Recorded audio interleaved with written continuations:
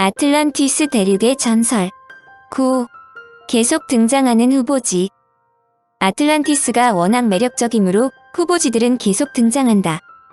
영국과 프랑스 사이의 바다의 도거랜드라고 불리는 바닷속의 높은 평지와 같은 지형이 있다. 해수면이 지금보다 훨씬 낮았던 신석기 시대에 영국과 프랑스는 육지로 이어져 현재의 아일랜드부터 브리튼 섬과 프랑스, 네덜란드에 이르기까지 넓은 범위가 거대한 반도의 형태로 있었는데 이를 도거랜드라 부른다. 학자들은 도거랜드가 대체로 기원전 18,000년부터 5,500년까지 존재했다고 인식하는데 실제로 이들 지역에서 유적과 유물들이 발견되어 과거에 이 지역에 존재한 문명이 있다는 것이 밝혀졌다. 이곳이 바로 아틀란티스가 아니었나 하는 이야기인데 그것은 이들 지역의 해수면이 높아져 완전히 수몰되었기 때문이다. 특히 2014년 컴퓨터 시뮬레이션에 의하면 이 지역이 엄청난 쓰나미로 잠겼다는 연구 결과가 나와 전설상의 아틀란티스와의 연계성이 더욱 주목받았다. 모로코의 수스마사설도 있다. 독일의 미하엘 휘프너 박사가 제기했는데 그는 티아미오스와 크리티아스에 나오는 지형적 특징을 근거로 아테네에서 반경 4,700km 이내의 지형을 400개 구역으로 추리고 지형적 특징이 이들 설명과 일치하는 곳을 간추렸다. 그런데 모로코에서 크리티아스에 등장하는 동심원 모양의 지형을 찾았고 크기도 플라톤이 말하던 것에서 10%밖에 차이가 나지 않는다는 것이다. 그런데 해당 지역이 모로코 국왕의 개인 소유지였기 때문에 발굴 작업을 진행할 수 없었고 모로코 국왕도 발굴에 큰 관심이 없다는 것이다. 그런데 이 가설을 발표한 휘프너 박사가 2013년 불의의 사고로 사망하여 더 이상 진척을 보지 못하고 있지만 그의 주장은 유사성이 많은 것은 사실이다. 2018년 혜성같이 등장한 주장이 서부 사하라 사막의 리샤트 구조가 아틀란티스의 문명의 흔적이라는 것이다. 이곳의 리샤트 구조는 사하라의 눈이라고도 불리는데 아프리카 북서부 해안에 근접한 모리타니에 위치한 둥근 동심형 지형이다. 사하라의 눈이 2018년이 되어서야 비로소 아틀란티스의 후보로 주목받은 이유는 이곳이 실제 사람의 눈높이에서는 평범한 사막으로 보이기 때문이다. 그런데 현대의 과학기술 즉 정밀한 인공위성 사진을 판독하니 아틀란티스 대륙과 놀랍도록 비슷한 지형을 발견한 것이다. 미하일 휘트너 박사가 주장하는 리샤트 구조가 아틀란티스의 흔적이라는 세 가지 근거는 간단하다. 첫째, 리샤트 구조의 크기가 플라톤이 기록한 아틀란티스의 크기와 일치한다는 점이다. 둘째는 리샤트 구조의 주변 지형이 플라톤의 기록과 일치하는데 아틀란티스는 동심원 3개인 고리 모양 해자 구조로 중앙섬에 연결되고 도시의 북쪽에 산이 있고 남쪽에 넓은 평지가 있다고 기록되었다. 이들 지역도 플라톤이 설명한 동시원 지형 설명과 매우 유사한데 리샤트 구조의 위치가 사막이라는 점만 제외하면 아틀란티스와 거의 흡사하다. 그런데 사하라, 사막은 지구 자전축 변화로 인해 2만 년마다 초원과 습지 그리고 사막을 오간다는 연구 결과가 나왔다. 이에 따르면 이 지역이 지금처럼 사막이 된 것은 약 5,000년 전부터로 플라톤의 주장대로 9,000년 전이라면 지금 기준으로 11,000년경에는 사막이 아니었다는 뜻이다. 이 주장에 따르면 아틀란티스 대륙이 물속에 가라앉았다가 다시 떠올랐다는 설명인데 실제로 모리타니 사막에서 오래된 고래화석이 발견된 적이 있다. 인근 지역이 해수면 아래에 위치했던 적이 있음은 사실로 판명된 것이다. 이런 변화들은 플라톤이 침몰한 섬이 남긴 많은 이토가 항해를 방해하고 있다는 설명과도 부합된다. 더구나 사하라의 눈을 포함한 사하라 사막 아래 거대한 강의 흔적이 발견되었다. 워낙 사하라 눈이 플라톤이 설명한 지형과 유사하므로 지질학자와 고고학자들이 이곳을 방문했는데 그들은 원시석기 시대를 넘어서는 어떤 증거도 찾지 못했다. 또한 이들 지역은 약 2억 3천만 년 동안 가장 가까운 해안선에서 수백 킬로미터 떨어진 것으로 확인되었다. 따라서 해양 문화로 추정되는 아틀란티스가 내륙으로 발전했다는 것은 말이 안 된다는 지적이다.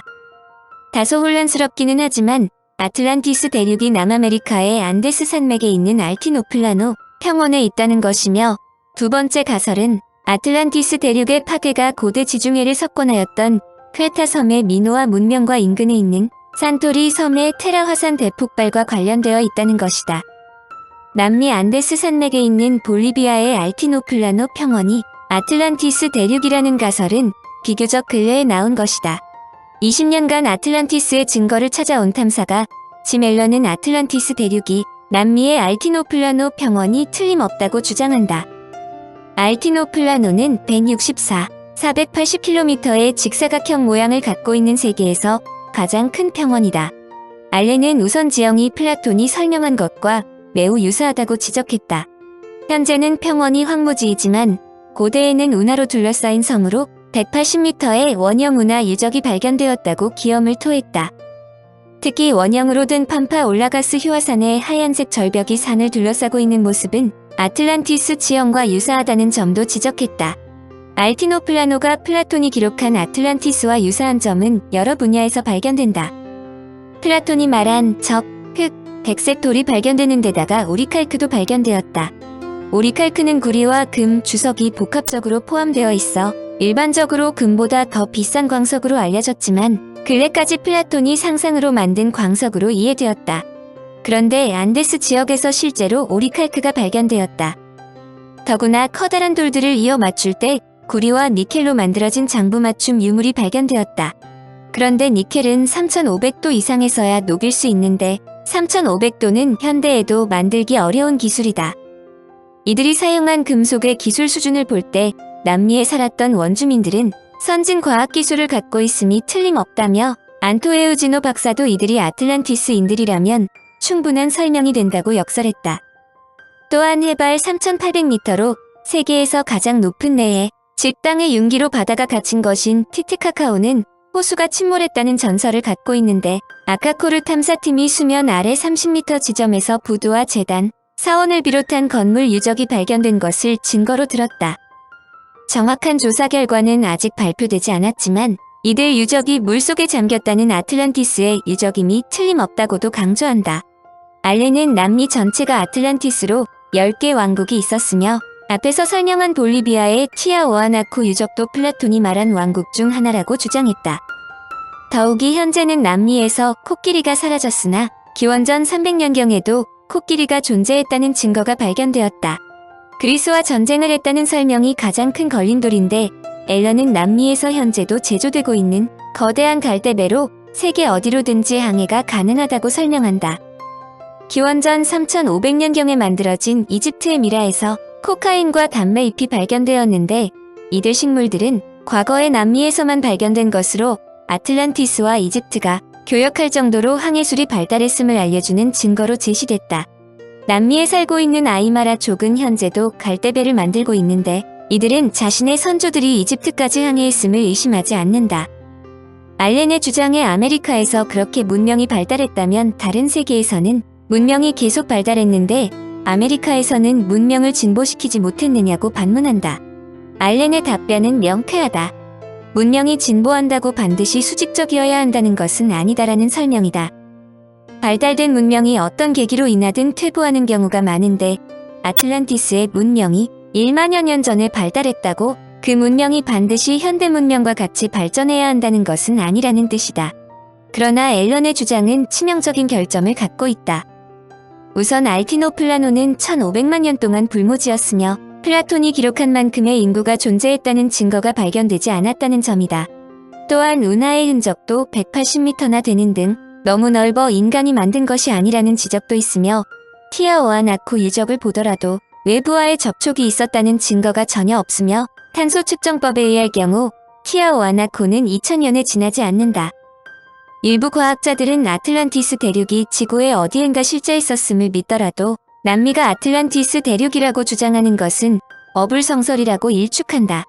그럼에도 불구하고 남미가 아틀란티스라는 주장은 매우 매력적으로 현재도 많은 학자들이 증거를 찾기 위해 남미를 방문하고 있는 것은 사실이다. 아틀란티스 대륙 침몰의 근원지 테라. 현재 많은 학자들로부터 절대적인 지지를 받고 있는 것은 프로스트가 1909년에 타임지에 발표한 내용이다. 이어 1969년에 루스가 아틀란티스의 종말의 전설의 재발견을 펴냈다. 그들의 주장은 크레타 섬이 아틀란티스라는 것이다. 아틀란티스 대륙이 크레타 섬이라는 프로스트의 가설은 다른 가설보다 많은 자료와 증거가 있다. 그럼에도 이들의 가설이 그네까지 큰 지지를 받지 못한 이유는 플라톤이 말한 하룻밤과 낮 사이에 아틀란티스 대륙이 갑자기 소멸되었다는 이야기를 설명할 수 없기 때문이다. 또한 크레타 섬이 아틀란티스 대륙이라면 서쪽에 있었던 섬이 아니다. 크레타 섬은 이집트에서 보면 서쪽이지만 그리스인이 볼 때는 동쪽에 있다. 물론 이집트 사제가 이집트인의 입장에서 서쪽이라고 말한 것이라고 한다면 간단할 수도 있지만 이 방향성 때문에 논쟁이 끊이지 않았다. 아틀란티스 대륙에 대해 결론을 내리는 것이 얼마나 어려운 일인지 새삼 이해할 수 있을 것이다. 그렇다고 모든 과학자나 고고학자가 플라톤이 말하는 단어 하나하나에 집착하는 것은 아니다. 프로스트의 가설을 강력히 지지하는 증거가 마침내 나타났기 때문이다. 고고학자 스피리돈 마리나토스, 루스, 갈라노플로스, 에드워드 베이컨 등은 프로스트의 가설을 조사했다. 그 이유는 플라톤이 아틀란티스 이야기를 만들 때 미노아 문명을 배경으로 했다고 생각했기 때문이다. 1900년 영국의 에반스 경이 크레타에서 크노소스 궁전을 발굴하여 미노아 문명의 존재가 밝혀지자 사람들은 이 땅에 주목하기 시작했다. 그 후에도 여러 개의 궁전이 발견되었는데 이는 아틀란티스의 10명의 왕을 연상시켰다. 크노소스의 수도 미노아에 웅장한 사원들은 약 3800년 전에 축조된 것이다. 이 사원의 정상부에는 2만 평방미터의 면적의 1000여 개의 방이 있고 안뜰에는 복도를 따라 거대한 기둥들이 늘어서 있으며 의뢰를 위한 목욕탕과 계단도 있다. 신전의 일부는 3에서 4층 높이로 되어 있으며 광장과 주거 공간의 일부 벽은 돌고래와 황소 그림이 프레스코 벽화 기법으로 장식되어 있다. 이들 유적을 보면 플라톤 시대의 그리스보다 훨씬 오래된 문명이지만 매우 수준 높은 문화를 갖고 있음을 알 수 있다. 그들이 주목한 것은 바로 황소 그림과 아틀란티스 대륙에서 황소를 제물로 바칠 때 금속을 사용하지 않고 매듭과 몽둥이만 사용해 죽였다는 기록이다. 당시 크레타인은 무기 없이 황소와 싸우는 운동을 즐겼다. 이는 커다란 황소가 질풍같이 돌진해 오는 정면에 떡 버티고 섰다가 황소의 뿔에 떠받칠 듯한 순간에 쇳뿔을 휘어잡고 공중회전을 해 황소의 등에 올라타는 경기이다. 이 경기는 전속력으로 달려오는 황소를 상대로 하는 것이므로 조그마한 실수도 용납되지 않았다. 그들의 무기는 오직 양팔과 번개처럼 빠른 눈, 민첩성, 용기뿐이었다. 크레타를 발굴한 에반스 박사가 크레타에서 발견한 투우사의 프레스코아에는 황소 한 마리와 3명의 선수가 나오는데 그중 2명은 여성이다. 힘이 넘치는 황소가 맹렬하게 돌진하고 있고 허리에 짧은 요포를 두르고 양말만 신었을 뿐 아무것도 걸치지 않은 한 소녀가 황소의 뿔을 꽉 잡고 있으며 소년이 황소 등 위에서 공중제비를 돌고 있다. 이 그림에 여자 선수가 등장하는 것은 황소 타기가 완력의 스포츠가 아니라 타이밍과 스피드, 뛰어난 운동신경을 갖고 있어야 한다는 것을 의미한다. 에반스는 북아메리카의 카우보이와 스페인의 투우사가 겪는 투우의 위험성을 조사해 돌격하는 소는 자신의 뿔을 잡는 사람을 공중으로 내동댕이 친다는 것을 알아냈다. 이러한 충격에서 살아남을 수 있는 사람은 없다. 특히 공격하는 소는 머리를 옆으로 돌려 자신에게 접근하는 사람의 몸에 구멍을 내버린다. 그러므로 크레타에서 소의 등에 뛰어오르는 사람은 다치거나 죽을 경우를 염두에 두어야 한다. 어떤 인장 반지에는 소의 등에 뛰어오르다 떨어져 발굽에 짓밟힐 위기에 처한 불운한 사람이 그려져 있고 한 꽃병에는 쇳뿔을 헛잡아 황소의 뿔이 여자 선수의 등을 찔러 배를 뚫고 나온 장면이 있다. 만약 황소에게 조금이라도 상처를 입히면 선수는 실격되며 간혹 젊은 여성도 경기에 참가했다고 한다. 전문가들은 이 경기가 사상 그 유래를 찾아볼 수 없을 만큼 위험하다고 말한다. 인간이 할 수 있는 모든 경기를 도입해 관중에게 보여준 로마도 크레타인이 즐기던 황소와의 경기는 도입하지 않았다.